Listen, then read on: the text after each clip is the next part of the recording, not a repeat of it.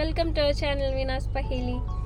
അപ്പോൾ ഇന്ന് ഞാൻ ആക്ച്വലി പുറത്താണ് കേട്ടോ. ഞാൻ തൃശ്ശൂർ വന്നിരിക്കുക, ഒരു അത്യാവശ്യ കാര്യം ഉണ്ടായിരുന്നു. അപ്പോൾ പിന്നെ കുറച്ച് കാര്യങ്ങൾ പെട്ടെടുക്കണം. അപ്പോൾ ഞങ്ങൾ അതിനെ വെയിറ്റ് ചെയ്തിരിക്കുക. അപ്പോൾ ഞാൻ വിചാരിച്ച ആ സമയത്ത് വീഡിയോ ചെയ്യാമെന്ന്. കാരണം പിന്നെ എനിക്ക് നേരം ഉണ്ടാവില്ല. ഞാൻ 2 ദിവസം എനിക്ക് തീരെ വയ്യായിരുന്നു, വീട്ടിലും വയ്യായിരുന്നു എല്ലാവർക്കും. അപ്പോൾ വീഡിയോ ഒന്നും ചെയ്യാൻ പറ്റില്ല. അപ്പോൾ ഞാൻ എന്താ പറയുക, വിഷയത്തെക്കുറിച്ച് സംസാരിക്കണമെന്നുണ്ടായിരുന്നു. എനിക്ക് വയ്യാത്തതുകൊണ്ട് പിന്നെ വേറെ കുറച്ച് കാര്യങ്ങൾ പെട്ടെടുക്കായിരുന്നു. അപ്പോൾ സംസാരിക്കാൻ പറ്റില്ല, വീഡിയോ ചെയ്യാൻ പറ്റില്ല, അതാണ് കാര്യം. അപ്പോൾ വേറെ ഒന്നുമല്ല, നമ്മൾ ഇപ്പോൾ ന്യൂസുകളിൽ കാണുന്ന ഒരു 2-3 ദിവസമായി ഉണ്ടാവുമല്ലോ ആ ഒരു ന്യൂസ്. നമ്മൾ എല്ലാ ചാനൽസിലും കാര്യങ്ങളൊക്കെ കേൾക്കണത് തന്നെയാണ് അല്ലേ. കൊൽക്കത്തയിലുണ്ടായിരുന്ന ഡോക്ടർ മർഡർ, അതുപോലെ ഒരുപാട് കേസസ് കേൾക്കുന്നുണ്ട്. അതിനുശേഷം ഈ സംഭവം ഉണ്ടായതിന് ശേഷം പിറ്റേ ദിവസം വേറെ ന്യൂസ് വന്നു, നേഴ്സിന് ഇതുപോലെ സെക്ഷലി ഹറാസ്മെൻറ്റ് ചെയ്തിട്ടുള്ള ഒരു ഇതുണ്ടായിരുന്നു.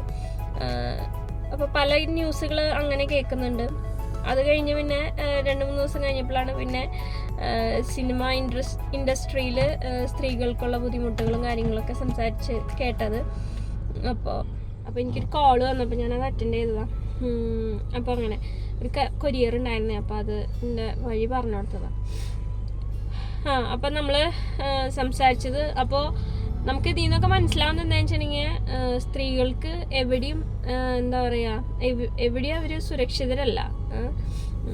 അപ്പോൾ അവരെ പ്രൊഫഷണൽ ഇപ്പോൾ വീട്ടിലുള്ള പല വീടുകളിലും ഉള്ള എന്താ പറയുക ഹെറാസ്മെൻറ്റ്സ് കൂടാണ്ട് ഇപ്പോൾ പ്രൊഫഷണലിയും അവർക്ക് ജീവിക്കാൻ പറ്റാത്ത അവസ്ഥ എന്നുള്ളതാണ്. ഇപ്പോൾ വലിയ വലിയ എന്താ പറയുക മേഖലകളിലും എന്താ പറയുക, സ്ത്രീ എന്ന് ബേസിക്കലി വരുമ്പോൾ അവർക്ക് സേഫ് അല്ല എവിടെയും എന്നുള്ളത്. അപ്പോൾ അത് ഭയങ്കര, നമ്മൾ ഇന്ത്യ എന്നുള്ള മഹാരാജ്യത്ത് ജീവിക്കുമ്പോൾ അത് ഭയങ്കര മോശമായിട്ടുള്ള കാര്യമാണ്. എന്താ പറയുക, തലകുനിക്കേണ്ട ഒരു സംഭവം തന്നെയാണ്. ഇത്ര പഠിപ്പുള്ളവരുണ്ട് നമ്മുടെ രാജ്യത്ത്. എന്താ പറയുക, ഒരുപാട് കാര്യങ്ങൾ മുന്നിലാണ് നമ്മുടെ രാജ്യത്തെ സ്ത്രീകൾ. പക്ഷെ നമുക്ക് എന്തുകൊണ്ടാണ് ഈ ഒരു അവസ്ഥ വരുന്നത്? പല പല പല കേസുകളുണ്ടായില്ല, ഡൽഹി കേസ് ഉണ്ടായിരുന്നു. അപ്പോൾ എനിക്ക് മെയിനായിട്ട് എനിക്ക് തോന്നുന്നതെന്ന് വെച്ചാൽ നമ്മുടെ രാജ്യത്ത് ഒരുപാട് നിയമങ്ങളും കാര്യങ്ങളൊക്കെ ഉണ്ടാക്കിയിട്ടുണ്ട്. പക്ഷേ അത് കൃത്യമായിട്ട് യൂട്ടിലൈസ് മീൻസ് ഒരാൾ ഇപ്പോൾ ഒരു കുറ്റം ചെയ്ത ഒരു കുറ്റവാളിക്ക് എന്താ പറയുക, അവർക്ക് ശിക്ഷ കൊടുക്കണയിൽ പ്രകാരം അവർക്ക് ഊരിപ്പോരാനുള്ള ചാൻസസും നമ്മുടെ നിയമത്തിലുണ്ടെന്ന് എനിക്ക് ഫീൽ ചെയ്തിരിക്കുന്നത്. അതായത് ശിക്ഷ എന്നുള്ള സംഭവം, അല്ലെങ്കിൽ നമ്മൾ ജയിലിൽ പോവുക, അല്ലെങ്കിൽ അങ്ങനത്തെ ആ ഒരു ലോ ആൻഡ് ഓർഡറിൽ ഒരാൾക്കും എന്താ പറയുക, ഈ കുറ്റം ചെയ്തവർക്ക് അവർക്ക് ആ ഒരു ഇതിലൊരു പേടി വന്നിട്ടില്ല. അല്ലെങ്കിൽ ഞാൻ ഇന്നത് ചെയ്ത് കഴിഞ്ഞാൽ ഇന്നത് സംഭവിക്കും എന്നുള്ള ഒരു പേടി, അതാണ് മെയിനായിട്ട് ഈ പല കുറ്റങ്ങളും സംഭവിക്കാൻ കാരണം. അപ്പോൾ എന്താ പറയുക, എല്ലാവിടെയും മാഫിയ അല്ലെങ്കിൽ കാശുള്ളവൻ്റെ കയ്യിൽ ആണ് അധികാരം മൊത്തമുള്ളത്, ബാക്കിയുള്ളവർ ബലിയാടാവാണ്. ഇപ്പോൾ കൊൽക്കത്ത കേസിൽ പറഞ്ഞാലും അവർ ഇത്രയും 36, ഞാൻ അവരെ വീഡിയോസ് കണ്ടപ്പോഴാട്ടോ അവരെക്കുറിച്ചുള്ള ന്യൂസസിലായാലും പറഞ്ഞത് 36 hours അവർ ജോലി ചെയ്ത് അത്രയും ടയേർഡായിട്ട് വിശ്രമിക്കാൻ കിടന്ന സമയത്താണ് ഇങ്ങനെ ഒരു സംഭവം സംഭവിക്കുന്നതൊക്കെ മാറി കാണണ്ട കേട്ടോ. കാരണം എന്താ വെച്ചിട്ടുണ്ടെങ്കിൽ ഞാൻ ഇപ്പോൾ വലിയമ്മയുടെ വീട്ടിലാണ്. അപ്പോൾ ബാക്കിൻ്റെ ഷൂട്ട് ചെയ്യാന്ന് വെച്ചാൽ പിന്നെ ഞങ്ങൾക്ക് പിന്നെ കുറച്ച് കാര്യങ്ങളുണ്ടായപ്പോൾ അതിൻ്റെ ടൈം പോയിട്ടോ. അപ്പോൾ ഒന്നുമില്ല, നമ്മൾ പറഞ്ഞു വന്നത് സൗണ്ടൊക്കെ അടഞ്ഞിട്ടുണ്ട്. നമ്മൾ പറഞ്ഞു വന്നത് ഗവൺമെൻറ്റിനെ കുറിച്ചാണ്. നമ്മുടെ ഗവൺമെൻറ് എന്താ പറയുക, ഒരുപാട് കാര്യങ്ങൾ ഇനിയും ചെയ്യാനുണ്ട്, മനസ്സിലായില്ലേ. നിയമങ്ങളും കാര്യങ്ങളൊക്കെ നമ്മുടെ ഇവിടെ ബെസ്റ്റാണ്, ഒക്കെ ശരി തന്നെയാണ്. പക്ഷേ ഒരു ക്രിമിനൽസിന് പോലും അവർ ചെയ്ത കുറ്റത്തിന് അവരുടേതായ തക്കതായ ശിക്ഷ കൊടുക്കുന്നില്ല. പിന്നെ തന്നെയല്ല, നമുക്ക് പാവപ്പെട്ട ജനങ്ങളെ സഹായിക്കുന്ന പല ഗവൺമെൻറ് സ്ഥാപനങ്ങളിലും എന്താ പറയുക, നമ്മുടെ സേഫ്റ്റി അല്ലെങ്കിൽ നമുക്ക് ഉപകാരപ്പെട്ട കാര്യങ്ങൾ ചെയ്യണമെന്നുണ്ടെങ്കിൽ അതുപോലെയുള്ള ആൾക്കാരെ നിയമിക്കണം. ഇപ്പോൾ അങ്ങനെ ഒരാളെ, ഇപ്പോൾ അവൻ്റെ ബാക്ക്ഗ്രൗണ്ട്, ഇപ്പോൾ ആ പ്രതിനെ ബാക്ക്ഗ്രൗണ്ടിനെ കുറിച്ച് ചെക്ക് ചെയ്ത് കഴിഞ്ഞാൽ ഒരുപാട് മോശം കാര്യങ്ങളാണ് പറയുന്നത്. പ്രതിനെ കുറിച്ച് നമ്മൾ സംസാരിക്കുകയാണെങ്കിൽ അവൻ്റെ ഭയങ്കര മോശം ബാക്ക്ഗ്രൗണ്ടാണ് പറയുന്നത്. അപ്പം അങ്ങനത്തെ ഒരാളെ എന്ത് ഹെൽപ്പിംഗ് എന്നുള്ള രീതിയിലാണ് അവിടെ നിയമിച്ചത് എനിക്ക് മനസ്സിലാവണില്ല. നമ്മൾ ഒരാളെ ഹെൽപ്പ് ചെയ്യാന്നുള്ള രീതിയാണെങ്കിലും എന്താ പറയുക, അവിടെയുള്ള ആൾക്കാരെ സേഫ്റ്റിയും കൂടി നോക്കണ്ടേ. ഇങ്ങനെ ഒരു ക്രിമിനൽ മൈൻഡ് അല്ലെങ്കിൽ ക്രിമിനൽ ആൾക്കാരെയാണോ ശരിക്കും പറഞ്ഞു കഴിഞ്ഞാൽ അങ്ങനെ നിർത്തേണ്ടത് എന്നുള്ളത് എന്താ പറയുക, ആ നിയമിച്ച ആൾക്കാർ എന്താ ഉദ്ദേശിച്ചതെന്ന് എനിക്ക് മനസ്സിലാവില്ല. ഇപ്പോൾ അവൻ കാരണം കൊണ്ട് ഇത്രയും ബുദ്ധിമുട്ടി പഠിച്ച് ഇത്രയും നല്ല നിലയിൽ ഡോക്ടർ എന്ന് പറഞ്ഞാൽ നമുക്ക് തന്നെ അറിയാം എത്ര ബുദ്ധിമുട്ടിയിട്ടാണ് അവർ എൻട്രൻസ് എഴുതിയും അതുപോലെ രാവ് പകലില്ലാതെ പഠിച്ചും ജോലി ചെയ്താണ് അവർ ഒരു ഡോക്ടറാണ്. അപ്പം നമുക്കൊരു അസുഖം വന്നാൽ നമ്മൾ കൺസൾട്ട് ചെയ്യുന്ന ഡോക്ടർ. അപ്പോൾ അത്രയും ഇമ്പോർട്ടൻറ്റ് പൊസിഷനിൽ നിൽക്കുന്ന ഒരാളെ ഇങ്ങനെ പിച്ചി ചീന്തി കൊല്ലുക എന്ന് പറഞ്ഞു കഴിഞ്ഞാൽ എന്താ പറയുക, അന്ന് അവരെക്കുറിച്ച് പറയുന്ന റിപ്പോർട്ട്സ്, പോസ്റ്റ്മോർട്ടം റിപ്പോർട്ട്സ് അല്ലെങ്കിൽ അതൊന്നും ഞാനിവിടെ പറയുന്നില്ല, അതൊക്കെ നിങ്ങൾക്ക് സോഷ്യൽ മീഡിയയിൽ അല്ലാണ്ട് വീഡിയോസ് കിട്ടും. അപ്പോൾ ഭയങ്കര ക്രൂരായിട്ടാണ് അവർ പെരുമാറിയിരിക്കുന്നത്. അപ്പോൾ അവന് ശരിക്കും പറഞ്ഞാൽ അപ്പം തന്നെ എങ്ങനെയാണോ ആ സ്ത്രീയോട് ചെയ്തത് അതുപോലെ തന്നെ അവനോട് ചെയ്ത് അവനപ്പം തന്നെ കൊന്നുകളയേണ്ടതാണ്. പക്ഷെ നമ്മുടെ നിയമത്തിന് ആ ബോഡി, ഇപ്പം ഇന്നലെ ഞാൻ ന്യൂസിൽ കണ്ടതാണ്, ആ ബോഡി അതായത് മരിച്ച് 36 hours 48 hours കഴിഞ്ഞിട്ടാണ്, അല്ലെങ്കിൽ ബോഡി വിട്ടുകൊടുത്തതിന് ശേഷം എന്താണ് കേസ് രജിസ്റ്റർ ചെയ്തത് തന്നെ. അപ്പോൾ ഒന്ന് ആലോചിച്ച് നോക്കി, ഒരു മനുഷ്യൻ്റെ ജീവൻ വെറുതെ അങ്ങോട്ട് കളയാന്നുള്ള. സ്ത്രീ എന്നുള്ളത് മാത്രമല്ല ഞാൻ പറയുന്നത് കേട്ടോ, നമ്മുടെ അവിടുത്തെ നിയമങ്ങളിൽ പല കാര്യങ്ങളിലും മനുഷ്യൻ എന്നുള്ളൊരു കൺസിഡറേഷൻ, മനുഷ്യത്വം പല ആൾക്കാർക്കും ഇല്ല എന്നുള്ളതാണ് പല കേസുകൾ കേട്ടോ. അപ്പോൾ ഈ ഒരു കേസ് തന്നെയല്ല ഞാൻ പറയുന്നത്. പിന്നെ അതുപോലെ തന്നെ മലയാളം ഇൻഡസ്ട്രിയിലെ കാര്യം പറയാനുണ്ടെങ്കിൽ, നമ്മൾ സിനിമ എന്ന് പറയുമ്പോൾ ഇപ്പം പെൺകുട്ടികളെ സംബന്ധിച്ച് രക്ഷിതാക്കൾ പറയും സിനിമയാണ്, ചിലർക്ക് ആഗ്രഹം ഉണ്ടാവില്ല അഭിനയം അല്ലെങ്കിൽ കല എന്ന് പറയുന്നത് അത് വലിയ സംഭവം തന്നെയാണ്. പക്ഷെ അഭിനയിക്കാൻ പോവാന്ന് പറഞ്ഞാലും പലരുടെ അച്ഛനമ്മമാരും പെൺകുട്ടികളെ പ്രത്യേകിച്ച് വിടില്ല. കാരണം സിനിമ കാണുമ്പോൾ നമുക്ക് ഭയങ്കര ഫാൻറ്റസിയും ഭയങ്കര ഫീമും ഭയങ്കര രസമായിട്ട് തോന്നും പുറമേക്ക്, പക്ഷെ ഉള്ളിൽ ഭയങ്കര ഇതുകളാണ് നമ്മൾ കേട്ടിട്ടുണ്ട്. പക്ഷെ ഇത്രയും ഇങ്ങനെ ഒരു തെളിവോടുകൂടി ഇങ്ങനെ ഒരു വലിയ റിപ്പോർട്ടൊക്കെ തയ്യാറാക്കി അതിൽ ഓരോ കാര്യങ്ങൾ നമ്മൾ ന്യൂസിൽ കണ്ടതാണ്. അതൊക്കെ വായിച്ച് കേൾക്കുമ്പോൾ ശരിക്കും ഞെട്ടലാണ്. കാരണം നമ്മൾ സ്ക്രീനിൽ കാണുന്ന ആൾക്കാർ പലരും നമുക്ക് അങ്ങനെ ഇങ്ങനെയൊക്കെ പേരുകൾ കേൾക്കുന്നുണ്ട്, ഇന്നാൾ തെളിവും കാര്യങ്ങളൊന്നുമില്ല, പക്ഷെ പോസിബിലിറ്റി കൂടുതലുണ്ട്. അപ്പോൾ അവരൊക്കെ ഇങ്ങനെ ഇതിനു വേണ്ടി കൂട്ടു നിൽക്കുന്നു അല്ലെങ്കിൽ ഇങ്ങനെ ചെയ്യുന്നു എന്ന് പറയുന്നത് ശരിക്കും ഭയങ്കര വിശ്വസിക്കാൻ പറ്റാത്തൊരു കാര്യമാണ്. എന്താ പറയുക, ശരിക്കും ഇങ്ങനെയൊക്കെ ക്രൂരത ചെയ്യുന്നുണ്ടോ? ശരിക്കും അവർ സിനിമയിൽ അഭിനയിക്കുന്ന ക്യാരക്ടേഴ്സും അതുപോലെ എത്ര ഭംഗിയിൽ അവർ ചെയ്തിരിക്കണം, പക്ഷെ അവരെ റിയൽ ഹ്യൂമൻ ഉള്ള നിലയിൽ ഭയങ്കര വൃത്തികെട്ട എന്താ പറയുക മനുഷ്യരിൽ കൂട്ടാൻ പറ്റില്ല. അപ്പം അങ്ങനത്തെ ഇതുകളൊക്കെയാണ്. ഇപ്പം സ്ത്രീകളെ, ഇപ്പം നടിമാരെ തന്നെ അല്ലെങ്കിൽ തന്നെയും ബാക്കിയുള്ള അവിടെ വർക്ക് ചെയ്യുന്ന ബാക്കിയുള്ള ആർട്ടിസ്റ്റുകളെ ഒരുപാട് പേരെയും ഇതേപോലെ ഹരാസ്മെൻറ്റ് ചെയ്യുന്നത്, ഫുഡ് കൊടുക്കാതെയും അതുപോലെ അല്ലാത്ത രീതികൾക്കും മിസ്യൂസ് ചെയ്യാൻ വേണ്ടിയിട്ടും എല്ലാം ഭയങ്കര മോശമായിട്ട്. അപ്പം നമ്മൾ മലയാളം ഇൻഡസ്ട്രി എന്ന് പറയുമ്പോൾ ഒരു ബഹുമാനം നമ്മൾ ആ രീതിയിലാണ് കാണുന്നത്. കാരണം ഇപ്പോഴത്തെ ഒരു എന്താ പറയുക, മലയാളത്തിലെ കഥകളും അല്ലെങ്കിൽ അവരൊരു രീതികളൊക്കെ ഭയങ്കര രസമാണ്. പല പുറമെയുള്ള ബാക്കിയുള്ള ഇൻഡസ്ട്രീസ് ഭയങ്കരമായിട്ട് പ്രൊമോട്ട് ചെയ്യുന്ന മലയാളി സിനിമകൾ അല്ലെങ്കിൽ മലയാളി എന്താ പറയുക ആർട്ടിസ്റ്റുകളെ. അപ്പോൾ ആ ഒരു വലിയ നിലയ്ക്ക് കാണാം. അപ്പോൾ അവരിൽ നിന്ന് ഇങ്ങനത്തെ ഒരു പ്രവൃത്തി വരുമ്പോൾ ഭയങ്കര ഷോക്കിംഗ് ആണ് ശരിക്കും.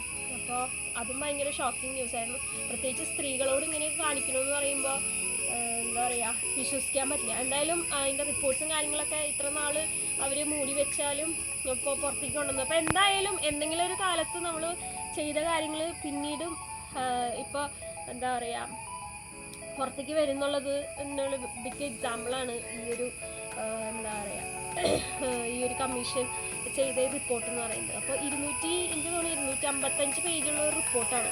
അപ്പോൾ പല ആർട്ടിസ്റ്റുകളും സോഷ്യൽ മീഡിയയിൽ വന്ന് പറഞ്ഞിരുന്നു പല അനുഭവങ്ങളും ഉണ്ടായിട്ടുണ്ട്.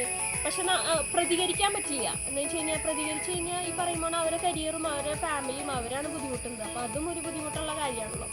അപ്പോൾ അതുകൊണ്ടാണ് പലരും പ്രതികരിക്കാത്തത്. പിന്നെ പ്രതികരിച്ചാലും അതായത് അവരെ അടിച്ചമർത്താൻ അവർക്ക് പിന്നീട് ജീവിക്കാൻ പറ്റാത്ത നിലയിൽ എത്തിക്കുന്നതാണ് പറയുന്നത്. അപ്പോൾ അങ്ങനത്തെ ചിന്തിക്കുന്ന ആൾക്കാർ നമ്മുടെ ആർട്ടിസ്റ്റ് എന്ന് പറഞ്ഞാൽ നമ്മൾ ഭയങ്കര ബഹുമാനത്തോടെ കാണുന്ന ആൾക്കാരല്ലേ. അപ്പോൾ അങ്ങനെ ഒരു ക്രൂവൽ മൈൻഡുള്ള ശരിക്കും നമ്മൾ സിനിമയിൽ കാണുന്ന വില്ലന്മാരാണ്. എന്താ ഹീറോ എന്ന് നമ്മൾ കാണുന്ന ഒരു വില്ലന്മാരായി കാണുമ്പോൾ നമുക്ക് വിശ്വസിക്കാൻ പറ്റാത്തൊരവസ്ഥയാണ്. അപ്പോൾ എല്ലാം നമ്മളിപ്പോൾ ലേറ്റസ്റ്റ് ആയിട്ട് കാണുന്ന എല്ലാ ന്യൂസുകളും ഭയങ്കര ഞെട്ടിക്കൽ തരുന്നതാണ്. അപ്പോൾ എന്തായാലും അത് മുന്നോട്ട് നല്ല രീതിയിൽ അത് എന്തായാലും നല്ലൊരു സ്ട്രോങ് ഡിസിഷൻ എടുക്കണം, അതിനെതിരായിട്ട് നല്ല നടപടി എടുക്കണം. അങ്ങനെ ചെയ്യേണ്ട ഒരാൾക്കാരെ, അതായത് ഇരകളായവരെ മറച്ചു വെച്ച്, അതായത് അവരെ സേഫ് ആക്കിയിട്ട് ആരെ കൾപ്രിറ്റ് എന്നുണ്ടെങ്കിൽ, ആരെ ചെയ്തതെന്നുണ്ടെങ്കിൽ അവരെ മുന്നോട്ട് കൊണ്ടുവരണം എന്നാണ് ശരിക്കും ചെയ്യേണ്ടത്. അവരെ മുന്നോട്ട് കൊണ്ടുവന്ന് ശരിക്കും ഇതിന് നല്ലൊരു സ്ട്രോങ് ഡിസിഷൻ എടുത്ത് ഇതിനെ സംബന്ധിച്ച് ബുദ്ധിമുട്ട് അനുഭവിച്ചവർക്ക് അതിൻ്റേതായ ജസ്റ്റിസ് കൊടുക്കണം. അത് ശരിക്കും ചെയ്യേണ്ടതാണ് ഗവൺമെൻറ്. അപ്പോൾ അതിന് അപ്രൂവ് ചെയ്തിട്ടുണ്ട്. അപ്പോൾ അത് അവർ മുന്നോട്ട് ചെയ്യട്ടെ. അത് നമ്മൾ ഒരു കാര്യം ചാടിക്കറി ഏറ്റെടുത്തിട്ട് പിന്നെ അത് പാതി വെച്ച് നിന്ന് പോവാതെ അതിന് ആ ചൂടോടുകൂടി തന്നെ മുന്നോട്ട് പോട്ടെ. ഇതിപ്പോൾ കുറേ കാലമായി ഇതിനെക്കുറിച്ച് തുടങ്ങിയിട്ട്, നമ്മളിപ്പോഴാണ് അതിനെക്കുറിച്ച് കൂടുതലായിട്ട് അറിയുന്നത്. അപ്പോൾ അത് നന്നായി പോട്ടെ. എന്തായാലും നല്ലൊരു ഡിസിഷൻ എന്താ പറയുക, നമ്മളെല്ലാവരും നല്ലൊരു ഡിസിഷൻ അതിൽ നിന്ന് പ്രതീക്ഷിക്കുന്നു. അപ്പോൾ ഗവൺമെൻറ് നല്ലൊരു എന്താ പറയുക തീരുമാനം എടുക്കട്ടെ. അങ്ങനെ അപ്പോൾ സ്ത്രീകളുടെ സേഫ്റ്റി ഇപ്പോഴും ഒരു ക്വസ്റ്റ്യൻ മാർക്കാണ്. പലരും വീട്ടിൽ സേഫല്ല, ജോലി സ്ഥലത്ത് സേഫല്ല. അപ്പോൾ നമ്മുടെ രാജ്യത്ത് മൊത്തത്തിൽ വിമൻ എന്നുള്ള എംപവർമെൻറ്റും കുറേ എന്താ പറയുക പ്രോഗ്രാംസും, വിമൻസ് ഡേ, മദേഴ്സ് ഡേ, എല്ലാ കാര്യങ്ങളും ആഘോഷിക്കുന്നുണ്ടെങ്കിലും ശരിക്കും പറഞ്ഞാൽ ഒരു കുട്ടി പോലും സേഫല്ല. ഇന്നലെ ഞാൻ ഇതുപോലെ വീണ്ടും ഒരു ന്യൂസ് കണ്ടു. 4 വയസ്സായ കൊച്ചിനെ ഇതുപോലെ സെക്ഷൽ ഹരാസ്മെൻറ്റ് ചെയ്തത്. അതൊരു ഡോക്ടറാണ്. അപ്പോൾ ഇങ്ങനെയൊക്കെയാണ് നമ്മളെന്നും ന്യൂസ് ഇങ്ങനെ കേട്ടുകൊണ്ടിരിക്കുകയാണ്. അപ്പോൾ നമുക്ക് എനിക്കൊരു പെൺകുട്ടിയുള്ളത്. അപ്പം നമുക്കും അതൊരു പേടി സ്വപ്നമാണ്. നാളെ എന്ത് എന്നുള്ളത്, നമ്മൾ നാളെ കുഞ്ഞുങ്ങൾ വലുതായ നമ്മൾക്ക് സ്കൂളിൽ വിടണം, അല്ലെങ്കിൽ അവരെ പഠിക്കാൻ വിടണം എന്ന് നമുക്ക് നോക്കി വെച്ചിട്ട് ഇങ്ങനെ ഇരിക്കാൻ പറ്റില്ല. അപ്പം നമുക്കും സാധാരണ ജനങ്ങളായി നമുക്കും ഇതൊരു പേടിയാണ്. ഈ സംഭവിക്കുന്നതൊക്കെ സാധാരണ ആൾക്കാർക്ക് തന്നെയാണല്ലോ. അപ്പോൾ ഗവൺമെൻറ് അല്ലെങ്കിൽ അതിൻ്റെ നിയമപരമായി നടപടി എടുക്കുന്ന ഒരു സ്ട്രോങ് ആയിട്ട് തന്നെ മുന്നോട്ട് പോയിട്ട് ഇവരൊക്കെ എതിരായി, അതായത് ഇങ്ങനെ കാണുന്ന ആൾക്കാരെ എന്താ പറയുക നിയമത്തിന് മുന്നിൽ കൊണ്ട് തക്കതായ ശിക്ഷ തന്നെ കൊടുത്ത് കൊല്ലേണ്ട വരികയാണെങ്കിൽ അവർ തൂക്കിക്കൊല്ലുക തന്നെ ചെയ്യണം. കാരണം പിന്നീട് അങ്ങനെ ഒരു ആക്ടിവിറ്റി നടക്കില്ല. ഇപ്പം ഏതൊരു കേസിൽ ഇതേപോലെ ഒരു ക്രിമിനലിനെ വെറുതെ വിട്ടു, കുറച്ച് നാൾ ശിക്ഷിച്ച് വെറുതെ വിട്ടു, വീണ്ടും അവൻ അതന്നെ ചെയ്തുകൊണ്ടിരുന്നു. അപ്പോൾ അതിലൊന്നും കാര്യമില്ലാണ്ടല്ലേ.